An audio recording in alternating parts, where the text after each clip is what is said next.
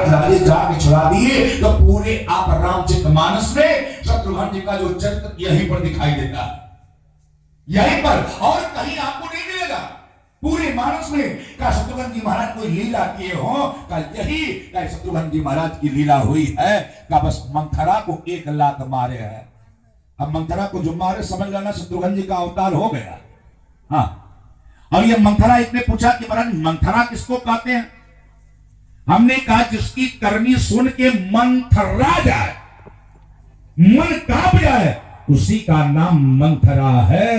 हाँ, किसी का घर उजड़ा है, आप देख लेना, चाहे आपका घर हो, चाहे पड़ोसी का हो, चाहे रिश्तेदार नातेदार का किसी का घर है, अगर 4 भाइयों में आपस में प्रेम है, अगर प्रेम खत्म हुआ है, 4 बहुओं में आपस में प्रेम है, एक दूसरे को जेठानी देवरानी समझ करके एक दूसरे का सम्मान करती है, अगर प्रेम में कहीं खटास आई है, अगर प्रेम में कमी हुई है, तो आप खोज करके देख लेना, कहीं न कहीं किसी मंथरा का हाथ जरूर होगा।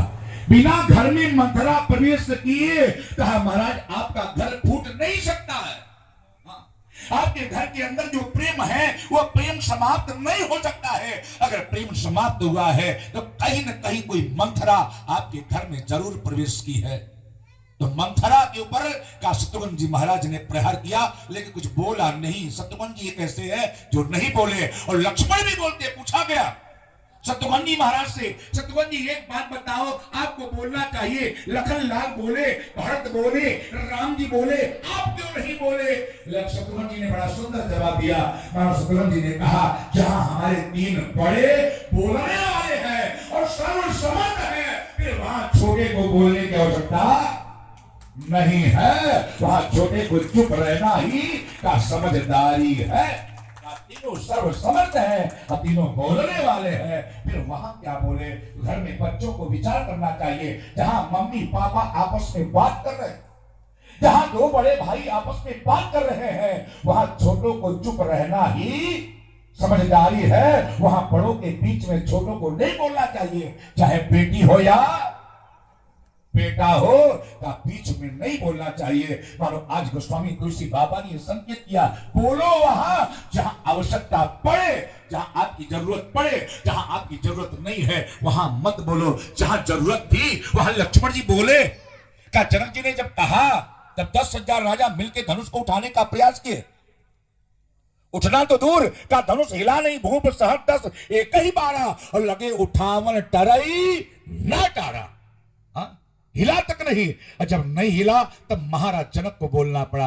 जनक जी ने कहा अब को मत भाकई भटमानी, अब वीर विहीन महिमय जानी। अब कोई भी व्यक्ति अपने बल का बखान नहीं करेगा, क्योंकि अब हमको पता चल गया अब ये धरती वीरों से खाली हो गई।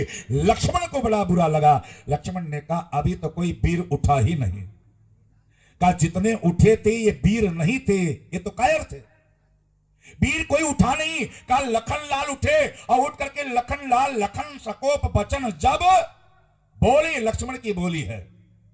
कहा लखन सकोप बचन जब बोले तो डगमगानी का मही दिग्गज डोले। का धरती डोल पड़ी, हाँ धरती हिलने लगी, मानो भूकंप आ गया।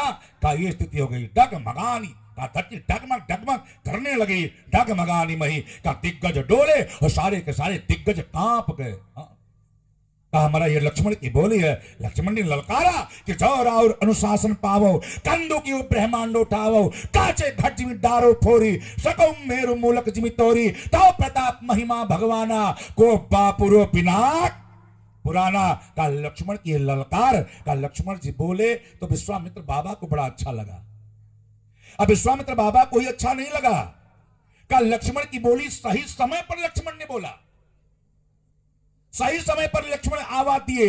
का जैसे लक्ष्मण जी ललकारे और लक्ष्मण की आवाज सुन करके धरती कांपने लगी, का पृथ्वी कांपने लगी। और जैसे पृथ्वी कांपने लगी, का पृथ्वी हिलने लगी, का इतने में लीला क्या हो गई। का जनक जी महाराज जो बेचारे दुखी हो गए थे, का जो कहे कि अब को मत भाकई भटमानी, वीर विहीन महिमय जानी, वो जनक जी महाराज अत्यंत प्रसन्न हो गए। जनक जी ने कहा वाह, जब छुटके के बोली में इतनी शक्ति है तो पड़के के हाथ में कितनी शक्ति होगी।